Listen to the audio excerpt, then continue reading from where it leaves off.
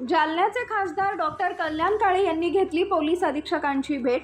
काल जालन्याच्या जाफराबाद तहसील कार्यालयात युवक काँग्रेसच्या पदाधिकाऱ्याला झालेल्या मारहाण प्रकरणी खासदार काळे यांनी घेतली पोलीस अधीक्षकांची भेट। तहसील कार्यालयात युवकाला बेदम मारहाण करणाऱ्या व्यक्तीला अटक करून कठोर कारवाई करण्याची मागणी जिल्ह्याचे खासदार डॉक्टर कल्याण काळे यांनी दिनांक 28 ऑगस्ट रोजी सायंकाळी 7 वाजता पोलीस अधीक्षक अजय कुमार बन्सल यांची भेट घेतली आहे। काल जालन्याच्या जाफराबाद तहसील कार्यालयात युवक काँग्रेसच्या पदाधिकारी प्रमोद फदाट यांना सागर लोखंडे या तरुणाला बेदम मारहाण केली होती। या प्रकरणी काल सागर लोखंडे यांच्यासह 80 ते 90 व्यक्तींविरुद्ध गुन्हा दाखल झालेला आहे। त्यानंतर आज जिल्ह्याचे खासदार डॉक्टर कल्याण काळे यांनी पोलीस अधीक्षकांची भेट घेऊन त्यांना निवेदन दिलंय। यावेळी तहसील कार्यालयात युवकाला बेदम मारहाण करणाऱ्या व्यक्तीला अटक करून त्याच्या विरुद्ध कठोर कारवाई करण्याची मागणी डॉक्टर कल्याण काळे यांनी जिल्हा पोलीस अधीक्षकांकडे केली आहे। यावेळी काँग्रेसचे जिल्हाध्यक्ष राजाभाऊ देशमुख, काँग्रेसचे शहर जिल्हाध्यक्ष शेख मेहबूब, गणेश चांदोडे यासह काँग्रेसचे कार्यकर्ते पदाधिकारी मोठ्या संख्येने उपस्थित होते। एक मिनिट साहेब, तुम्ही आज पोलीस अधीक्षक साहेबांची भेट घेतली, काय मागणी केलेली?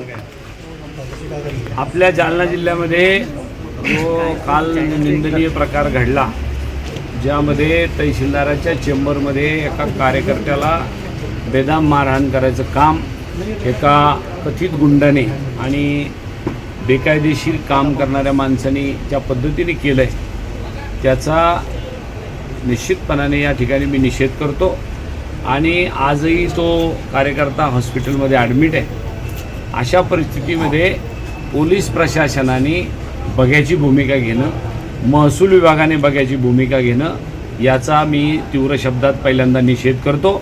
आणि आज मुद्दाम आम्ही एकदा आपल्या जिल्ह्याचे SP बन्सल साहेबाला निवेदन दिलं आहे की समाजाची पोलीस डिपार्टमेंटवरून विश्वासार्हता कमी होणार नाही याची काळजी आपण घ्या आणि संबंधिताला अटक करा आणि ते सुटणार नाही असे कलम टाका की जेणेकरून त्या मंडळीला सुटका होता कामा नये आणि जो मारहाण केलेला कार्यकर्ता आहे त्याला न्याय मिळावा ही भूमिका घेतली आहे।